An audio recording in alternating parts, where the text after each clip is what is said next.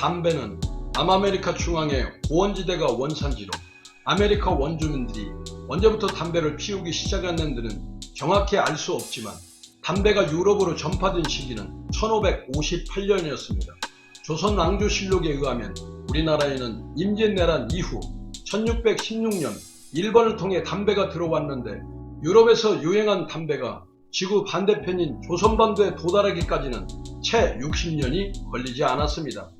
당시 기록에는 조선에 들어온 지 5년 만에 담배는 대중적으로 확산돼 토지마다 쌀 대신 이익이 높은 담배를 심는 폐단이 생겨날 정도였다고 합니다.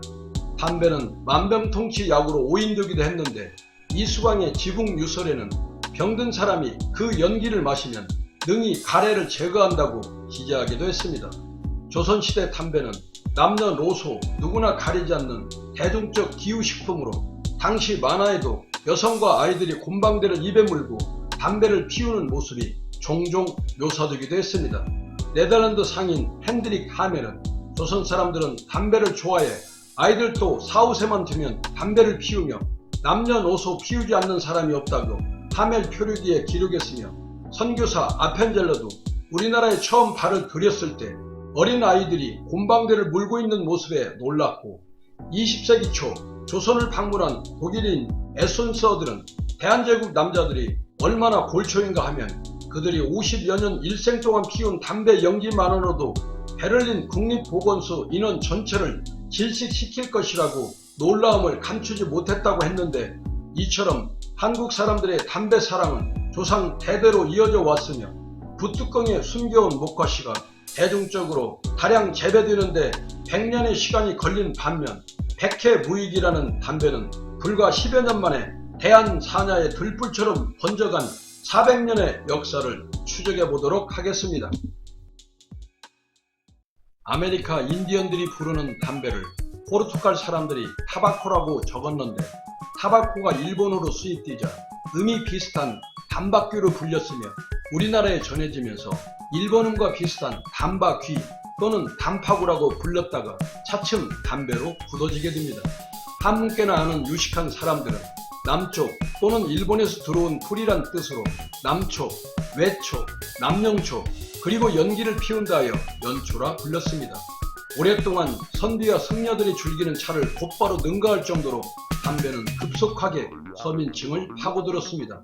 조정의 벼슬아치들에게도 연기처럼 스며들어 임금 앞에서 담배를 피우는 대신들이 늘어났는데 광해군은 늘 병고에 시달리는 허약한 체질이라서 담배 연기를 몹시 싫어해 신하들이 조정의 후미진 곳에서 몰래 피웠다고 합니다.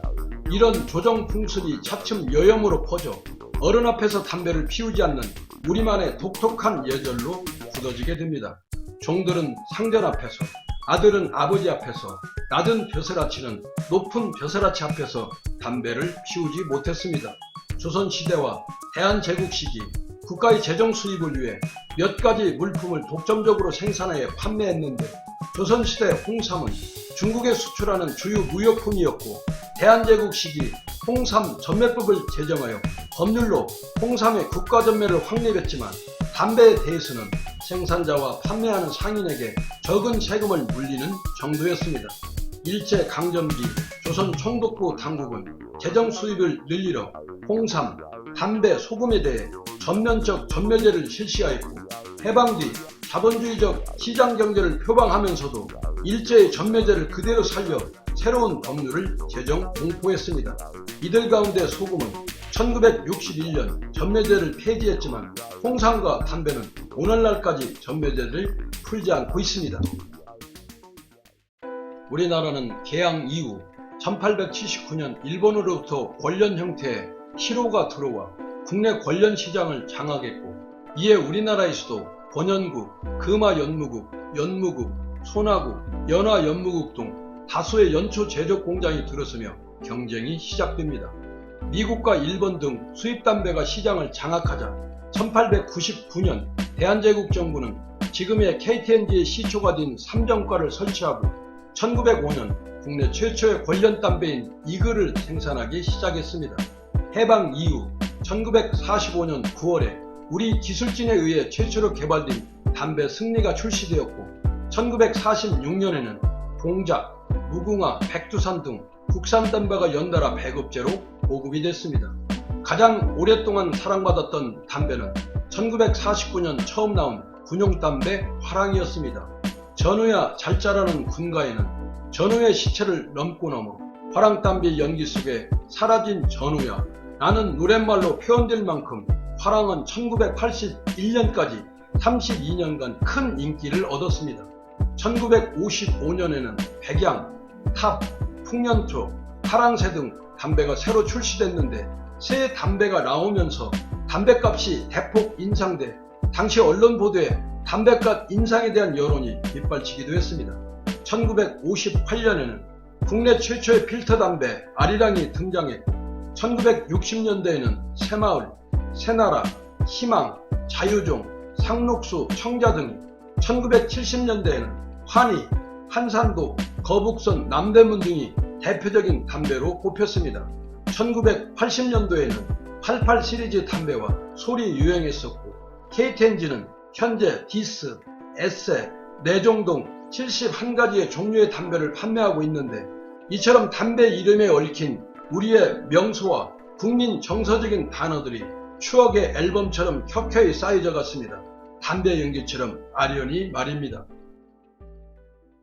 백해무익이라는 엄연한 사실을 알면서도 새해에는 누구나 한 번쯤 금연 결심을 하지만 작심삼일로 끝나는 경험을 한 애연가들이 수없이 많을 것으로 사료됩니다.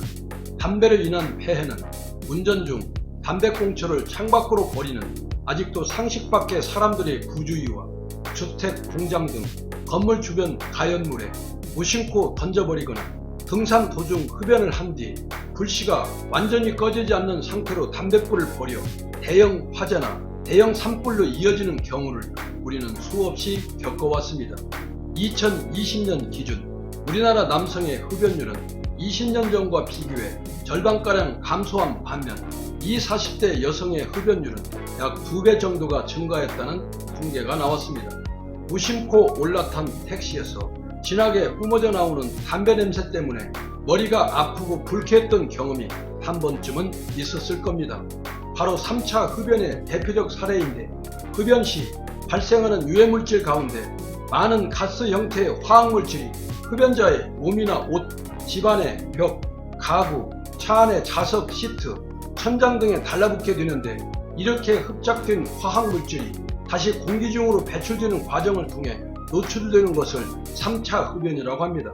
흡연자 본인은 대개 흡연의 폐해를 알면서도 묵과하는 것이고 간접 흡연은 눈에 보이는 연기를 피할 수 있기 때문에 어느 정도 대처의 여지가 있지만 3차 흡연은 흡연을 하지 않는 주변 사람들을 향한 일종의 테러 행위라고 말할 수 있습니다. 불행 중 다행은 코로나19 사태가 청소년들의 흡연율 감소에 영향을 끼친 것으로 분석되고 있는데 온라인 등지로 친구들을 만나는 횟수가 줄면서 흡연율이 줄었을 것으로 평가하고 있습니다. 2019년 담배로 인한 세수가 12조 원으로 효자 노릇을 한 반면 흡연 폐해 9조 원의 불효자 역할을 담당한 담배의 두 얼굴은 누구를 위하여 종을 울리고 있는 것인지 아리송한 전매 제도에 대한 불공정함과 흡연의 폐해들을 세트로 묶어 코스모스 메아리가 경고음을 강하게 울려봅니다.